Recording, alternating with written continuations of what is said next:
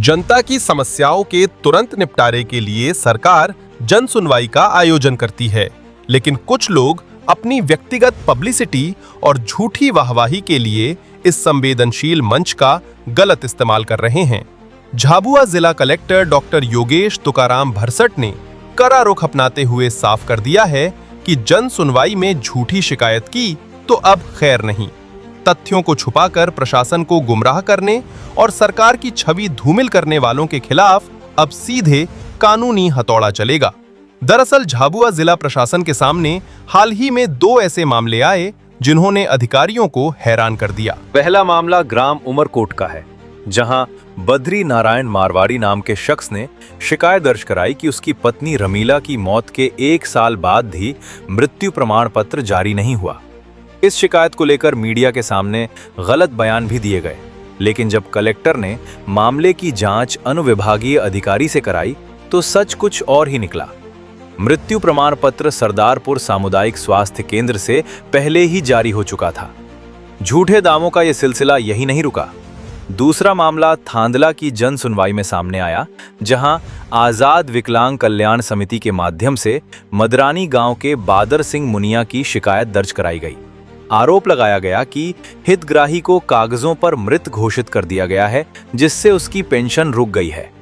Collector के निर्देश पर जब जिला पंचायत सीईओ की कमेटी ने जांच की तो पूरा मामला केवाईसी और डुप्लीकेट आईडी का निकला। हितग्राही की असली समग्र आईडी पूरी तरह एक्टिव है। इंदिरा गांधी राष्ट्रीय दिव्यांग पेंशन योजना का नियमित लाभ दिया जा रहा है। आधार केवाईसी पेंडिंग होने से पेंशन सिर्फ कुछ समय के लिए होल्ड हुई थी। शिकायतकर्ता ने प्रशासन के सामने केवल डुप्लीकेट आईडी पेश कर भ्रम फैलाया था, जिसकी जांच अब जनपद पंचायत स्तर पर चल रही है। न दोनों मामलों में दूध का दूध और पानी का पानी होने के बाद कलेक्टर डॉक्टर योगेश तुकाराम भरसट ने कड़े निर्देश जारी किए हैं। प्रशासन ने साफ कर दिया है कि जन सुनवाई आम जनता की वास्तविक समस्याओं के लिए है, न कि झूठी शिकायतें कर सुर्खियां बटोरने के लिए। झाबुआ से सिंघम न्यूज के लिए सुनील डाबी।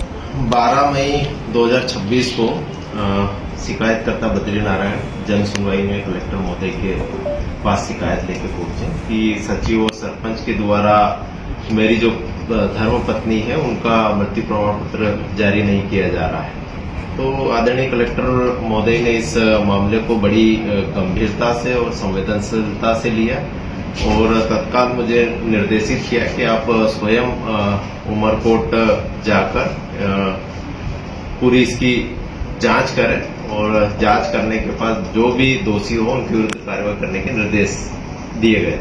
मैं कलेक्टर महोदय के निर्देश पे उमरकोट गया।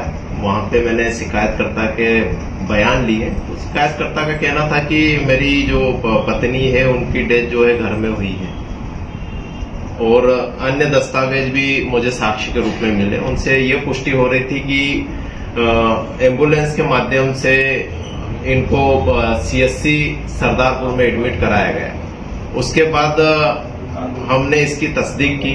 मैंने बीएमओ सरदारपुर से बातचीत की और मेरा जो अधीनस्थ अमला था उनको भी मैंने इसके लिए निर्देशित किया कि सारे दस्तावेजों का निरीक्षण करें।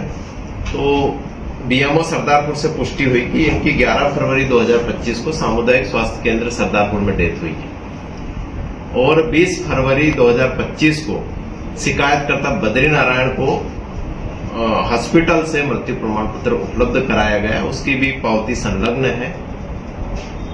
उसके बाद हमने और पुष्टि करी इसकी और डुप्लीकेट कॉपी मंगाई है। डुप्लीकेट कॉपी अभी मैंने आपको दिखाई है सारे मीडिया में। तो इससे पुष्टि होती कि जो रमीला बाई थी उनकी डेथ 11 फरवरी 2025 को हुई है और 20 फरवरी को शिकायतकर्ता को इसकी कॉपी उपलब्ध करा दी गई थी। उसके बाद जो ये डुप्लीकेट प्रति मिली है इसमें भी पुष्टि होती कि 11 फरवरी को डेथ हुई है और उनको कॉपी उपलब्ध करा दी गई थी। और प्रशासन ने इसमें पूरी संवेदनशीलता के साथ शिकायतकर्ता की मदद करी और सारी जांच के बाद ये तथ्य सामने आए कि जो शिकायतकर्ता ने सरपंच सचिव पे आरोप लगाए वो कहीं पे भी साक्ष्य लेन देन के नहीं मिले, वो शिकायत निराधार है।